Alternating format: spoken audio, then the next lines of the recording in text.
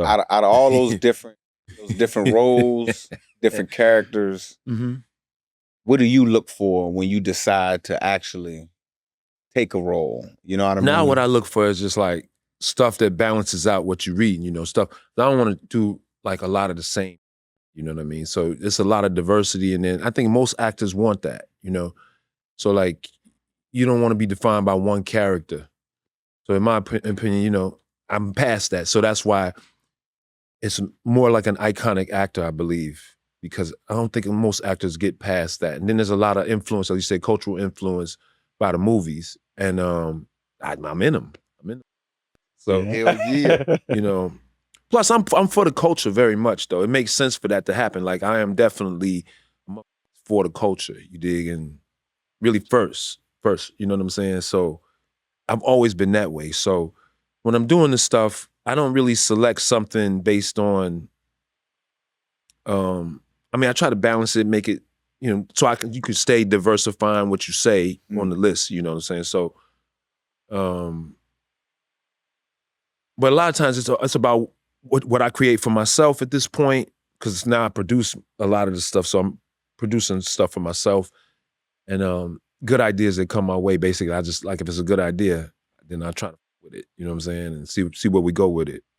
Like, yeah. That's big, because I done made a transition into, from playing ball to, getting into a little acting myself. And the transition been smooth as far as just like with me, the worth ethic, the time that you got to put in. And I see a lot of similarities. And then it really helped me coming from a team sport, like, being on set and being able to see the strengths and the weaknesses in myself, first of all, but then in the individuals around me. And then being able to be, a team player to make sure that I fit in what we got going on. Because when I walk on set, I always feel like the eye out, like everybody looking like, oh, they go to beat the football player. Like, you feel me? Yeah, like, it's important probably, like, at your stage in the game to really just have a great role, that one standout role that you just kill, that make people think, damn, Marshawn did that. Like, not what you're really comfortable with doing. Like, so you might, right now, they have a grasp of who they think you might be, so they might come to you with roles that fit you already. Yeah. Right? But if I want you to be, what was it? Ali, the movie that Will Smith and Jamie's role in that movie. Mm-hmm. But you could do that. Yeah, you could. It's a challenge, but you could do it. So you can get defined by however your greatest challenge is and how you meet that great challenge, to be honest. Look, when you say that, right. Bro, I played a school teacher in a lesbian movie. So you talk about being outside. uncomfortable. You talk about, like, that's what I was like, man, like, oh, man, my little sister is a lesbian, so I had to read the script, and she like, nah, it's cool. I think you be able to handle this. I was like, all right, you know what I mean? Make sure you take care of me. Yeah, man, you feel me? She like, nah, I read the whole thing. Like, nah, you gonna be solid in it. I love that. But that was one of the, when I retired, like, one of the biggest opportunities that I had now playing in, I did another one where they just let you do, like, you ain't got no lines, you just do all your own. Yeah. That's tougher to me. That's a harder work. Knock that out. It was easy. That was probably the easiest I could have done, you feel? Because I'm like, I ain't got no lines. I get to say whatever I want to and play it how I want to. Like, all right, cool. I had no idea what was going on the whole time. but it played all right. It was Murderville with on Netflix with Will Arnett. Oh, dope. So yeah, it was. So and you get real opportunities because of who you are. Sometimes, with fake opportunity, you know what I mean? Nah, DVDs ain't even out no more. Yeah. Try to hit it. The VHS. Man, we gonna be on DVDs. Yeah. Like, what's a DVD? Yeah, they don't even. No, but yeah, that's really to me, like, early on, whatever most challenging role you have, and people can see the distance that you traveled to get it accomplished. You know, Right. That'll separate you from most. But a lot of football players, for some reason, they go into acting and they do good, man. They do good in that acting thing. They just Jim do. Brown. Yeah. Jim Brown. OJ. Creed. Yeah. Like. Oh yeah. Huh? Yeah, like a lot of football people can transition. I think like harder for basketball players because number one, 8 7 feet tall. Like, yeah, you 7 feet tall, bro. Yeah, you you play go play basketball. I am a avatars, giant in acting. I'm a giant at 6'3", I guess. I'm about 6'3". Yeah. So I'm a giant in acting. You know what I'm saying? Everybody's 5'9" on down. Like, Yeah. There's some people up there, but most people are 5'9", 5'10". You see them in the movies, the same height as a female all the time. Yeah. Because that's good for the camera too, because it's like, if somebody's this much taller than the person, then a lot less of this person is showing in the shot. So they have to figure out how to make that work when you got a giant. Angles. So they be having the women, they be on apple boxes next to me all the time. You know, that's an inconvenience. So, yeah, you know, I'm very fortunate, man, to have a long career. I really am. How was it being on the set with Denzel, man? I know that was epic, bro.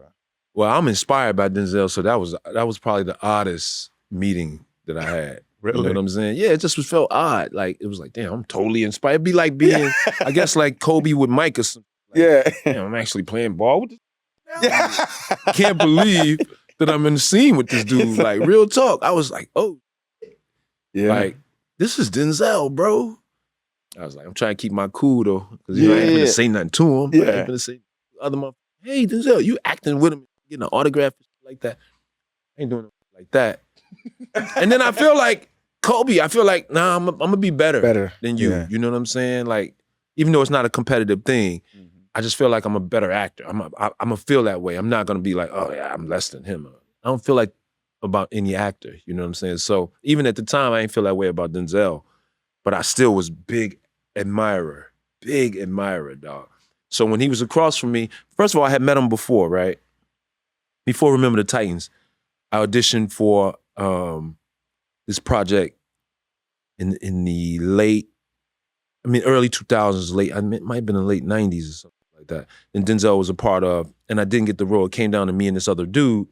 So I had a callback with Denzel. So, you know, I'm in the room with Denzel and the director, and then the other guy got the role. His name is Gabriel Cassius. Got the role.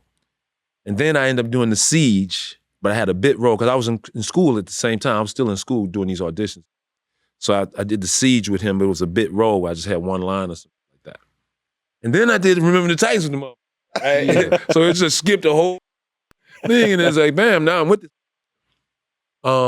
And that was trippy, man. I ain't gonna lie, that was the trippiest I ever felt across from an actor. Yeah, because it's like, damn, it's Denzel. Now I'm cool with Denzel. I did Broadway, came saw me on Broadway, like a big bro style person. His personality is just that way in general. And but yeah, a lot of my inspiration is from Denzel Washington. It's simple as that. You know what I'm saying? Yeah. You can't go wrong with that. No, you can't go wrong, man. Can't go wrong with that. Did he ever, because it was him across from you, did he ever like mess you up? Because you know what I'm saying? He didn't mess me up. You know, Mike, wait a minute. I would say he gave me advice that I did not take. Talk to me. What you mean? mean? In my opinion, you know, it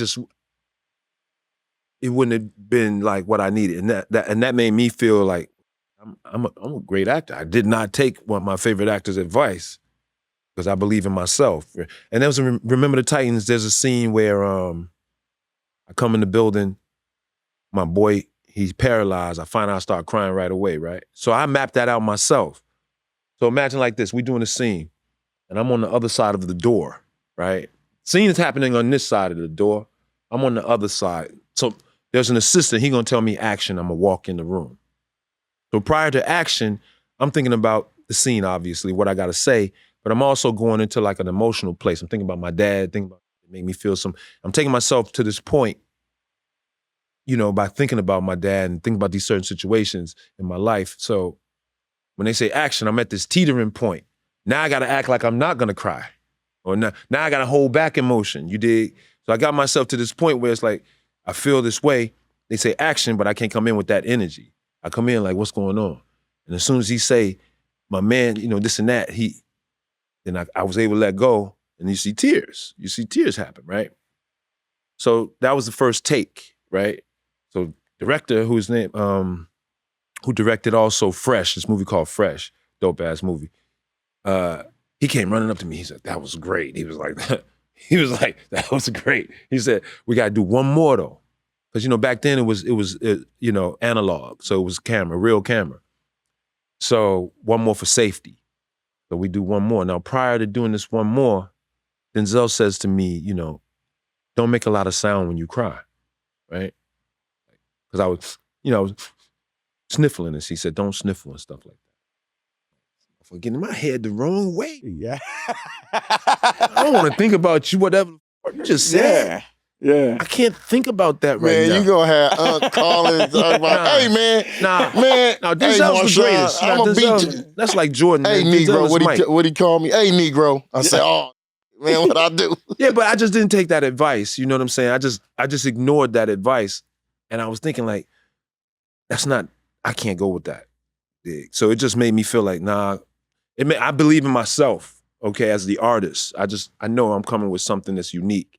Even the method that I told you is unique, right? So I got a lot from that experience, but I did not get that advice. I did not take that advice. This episode is brought to you by Prize Picks. The hard-hitting football action is even better with Prize Picks. The weather might be changing, but the feeling of being right never gets old. So keep the season rolling on Prize Picks by getting $50 instantly in lineups when you play your first $5. The first few months of football season has been entertaining, Beast Mode. Baker has been cooking. Drake Mays have been heating up. So, man, Jackson Dart, I'm taking the more, you feel me? Prize Picks also offers injury reboots. If one of your players leaves the game in the first half and doesn't return, Prize Picks won't count it as a loss. Prize Picks is the best way to win cash this football season. Which players are going off?